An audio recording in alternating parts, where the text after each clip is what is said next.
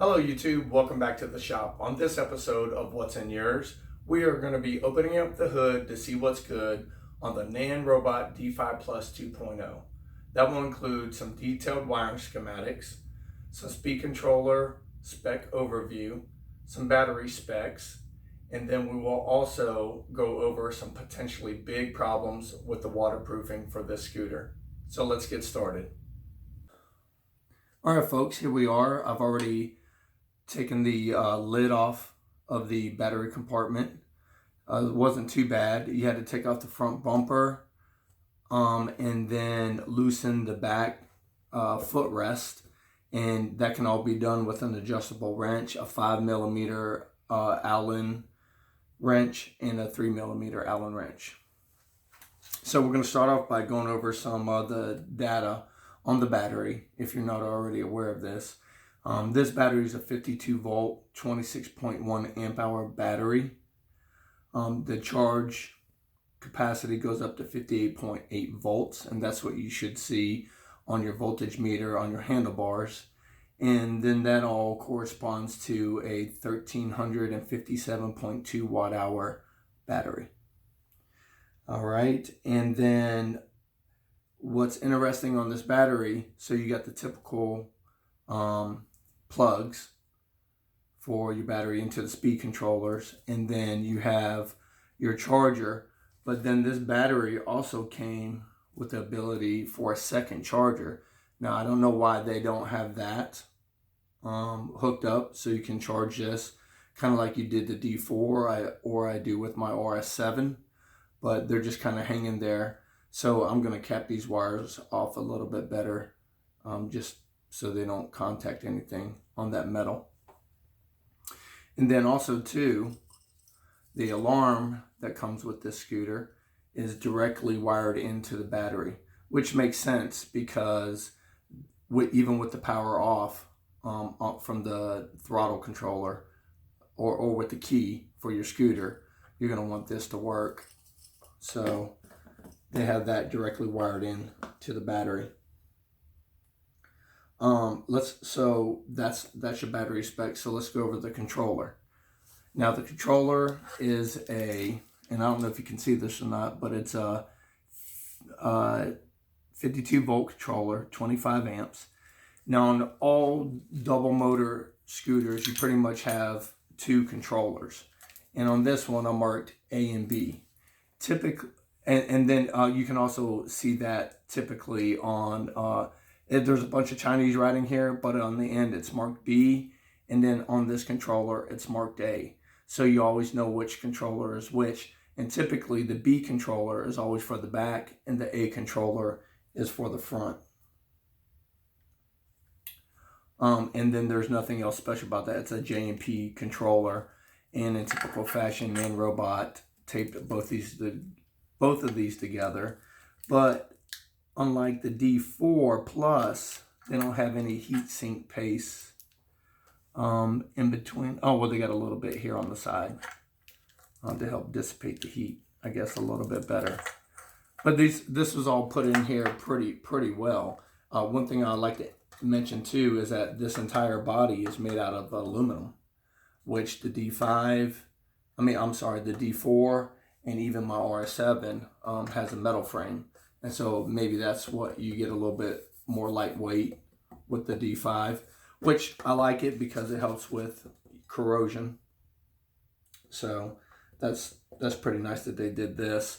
Although it's kind of like a modular put together type of piece where they have basically a case, and then they put in the back piece, and then they slide in the whole, it looks like they slide in the whole front somehow. I didn't really get much into looking at that, but it's just maybe worth noting. And then, so let's go over the lighting. There's a lot of stuff in here, so I took the time and labeled all the wiring so it'll be easy for us to follow. And like the other scooters, the reason why I do this is because I don't want people to feel intimidated to open up their scooter and maybe do some light troubleshooting, check your connections, some basic maintenance, see if you have any nicked wires. those are all things that you want to check periodically, especially if you have people like me riding the scooters where you're going off-roading or you're trying to do jumps and things like that. These wires could bounce around. I usually try to secure them pretty well in here where they don't, but there's always a chance, and that's just maybe something you want to do every once in a blue moon. So all these wires you see here, most of that consists of all the lighting. Except outside, if you take away your motors and the wire that goes up to the controller, most of the rest of it's lighting. And in this particular case, and this is one thing I mentioned before in another video, and this is how they have it in my RS7, you have this DC to DC converter here. Although this one is a little bit of a bigger one, and I didn't take off the heat shrink on this one, but this one's a little bit more expensive, and I think this one's adjustable. And for you guys that don't know, a DC to DC converter takes whatever this is, 52 volts, brings it in, and then distributes the voltage to a working voltage to all the lighting on this. Now, I haven't tested the secondary side or the outgoing side of this DC to DC converter to see what the voltage of the lighting is, but I'm assuming it's somewhere between 5, 6, 8 volts, maybe even 12 volts on some of this lighting here, but that's how they regulate that voltage. And so it's just like I was mentioning before, if you wanted to add some extra lighting, you would need something like this. So you would get a power wire coming in at 52 volts, get one of the DC to DC voltage converters, and then that's how you would attach your lights. And then you would just need to know what your lights are. So let's say, for example, say your lights were 6 volts. So you'd get a DC to DC converter that could handle 52 volts on the primary incoming side, and then it would reduce it down to whatever voltage that lighting, or our example was 6 volts, it would reduce it down to the 6 volts. And then that's how you would control your lighting. All right, and also one thing, these speed controllers are pretty easy to come by. They're typical speed controllers, but in some scooters, and even in the Nanrobots, they don't always use the all the plugs coming out of the controller, because you might not have some of the accessories on your scooter that some other scooters have. And then there also could be where they use this particular scooter to make other different types of scooters. And so, for example, on this right here, I have an extra wire plug coming off of my A controller. Now, I would have to use a meter and put it on this to see what my voltage is. But whatever that voltage is, maybe I could attach something extra here, like lighting or some other type of accessory, and that would be there for me to use. But one thing I don't really like, and I have this marked extra, by the way. One thing I don't like is, it typically is not a problem, but just to be on the cautionary side, they don't heat shrink this or wrap it up or anything. So what I like to do is, when I find little extra stuff like this, I can't find my tape right now, but I like to take a little bit of electrical tape and wrap it around here, just for some safety measures. Makes me feel better, and you don't have to worry about it ever hitting against the casing of the scooter and shorting something out. Going back to the lighting, if you see a lot of this wires, let me see if I can find them here. Here's your light wire right here. If you follow this wire, it goes to all this big bundle of wires right here. That's what that is. That's what that goes for. And one thing interestingly to note as well, hopefully you can see this, is that this has a supercapacitor module on it. And what that is, a supercapacitor module, is basically a capacitor. And what it does it takes power or current from the battery and it stores it in this little capacitor here. And then since this, I'm assuming this, or it's just maybe a somewhat educated guess, is that since it stores power and these wires go to all the lighting, when you go to turn on your lights initially, you're going to get a little bit of a higher amp draw when you turn that on. So this kind of stores that power and gives that little bit of extra boost for when you turn on all your lights all at the same time. So that's an easy way to do that without having to run a bunch of extra wires or use up a bunch of battery power. It kind of stores it in there. So we got some brake lights labeled here. That's the black and white wire. And I'll also show you a picture of these wirings, of all this wiring too. And that way, if you ever need to get inside your scooter and know where these wires land, that will help you out with your troubleshooting. Here's this is wire right here goes to mainly all of the lights that stay on when the scooter's running. Then you got your brake light, and you follow all those wires down, and yeah, you got a big mess of wires there. All right, so that's the wiring. You got your turbo and eco mode wire, which is this one right here.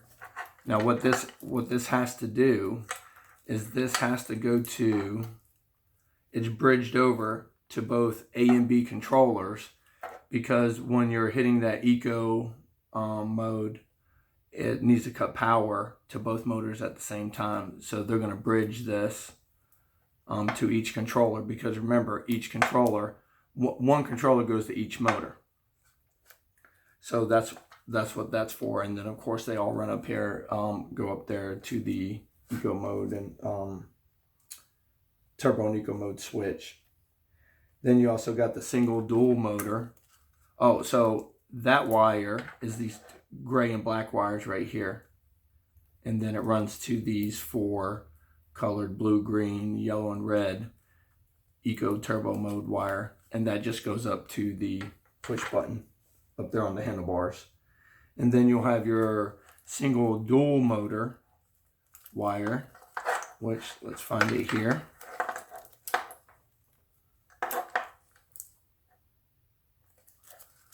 See which one did I label there. Lights, extra, light wire, back, brake, dual singles right here. So here's your dual single one. That one as well is jumped over. So that's two green wires. One green going to the to controller A, and then you're going to have a plug and a green, blue, and I would say that's a orange wire going over to controller B. And then of course as a wire that goes up front too for your switch on your handlebars. Then you're going to have your LCD throttle controller. That one's always somewhat fairly easy to find because that's going to have, all right, so in our case, we have 6 wires right here. And if you follow these wires up and you go into the back of your throttle controller, it's going to have those same wires, and there's a plug in the back of that throttle controller on your handlebars, and there's 3 little screws in the back. You can unplug that if you ever need to swap out your throttle controller up there. It's pretty easy to do. I've had to do before because my controller came in broken on the D4. So that's that one right there with all these different colored wires. Then we're gonna have the your motor wires. Here I got those labeled, and those are typical, just like in my RS7. You got the green, the blue, and the yellow. And I have those labeled as well. Rear motor. And then we have the front motor right here. And like I said before, the B typically goes to the back, the A goes to the front. And so if you follow these wires up, the rear motor, that wire runs, it goes down this chase here and goes to the back motor. And then the front motor, of course, goes up through a wire chase here that's wrapped in like this mesh, comes into the handlebars, and then goes back down to the motor in the front. And those connectors are pretty good. If you take the plastic, this white plastic off, they're plugs in here. They put heat shrink on there, and then they put these little white rubber caps over them. So I can tell you this, one thing that I've noticed compared to the D4 Plus, that this wiring is a little bit better than the D4, which I was surprised, because typically it's a little bit of a mess in here, and I usually have to go in here and clean it up and straighten it all out. But it wasn't too bad. I mean, it's very limited storage in here. The battery actually fits in here really snug, which I like because I'm always worried about that battery moving around and bouncing around. But in this case, it's not. And then all these wires get pushed back up into the front with these motor controllers. And then the bumper on the front that has the front lights, that goes over the front on the cap. But let me, I'm gonna grab the camera. So that's basically it for the wiring. There's not much to it. But let me show you this piece of paper. And I'm gonna keep it up here on the camera for a second, just in case anybody ever wants to pause it. And also I'm gonna put it in the thumbnail.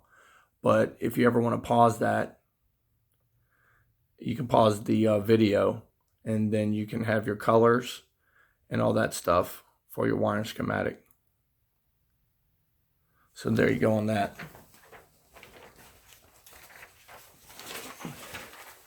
Now, last thing I want to talk about is waterproofing. And let me grab this camera here, and I'm going to show you what I'm talking about. So this front cover sits on the front of this thing with the headlights in it, right? So you got to take that off, and then you're inside the scooter right here. Well, there's no type of waterproofing whatsoever when you put this cover back on. So what that means is, if you happen to run through a big puddle, all that water is going to be pushed up in here and go right into your battery compartment. Now, I know most of the time those speed controllers are waterproof, but like I had some wires that didn't have caps on them. Those could easily get shorted out and mess with your, short something out in your scooter.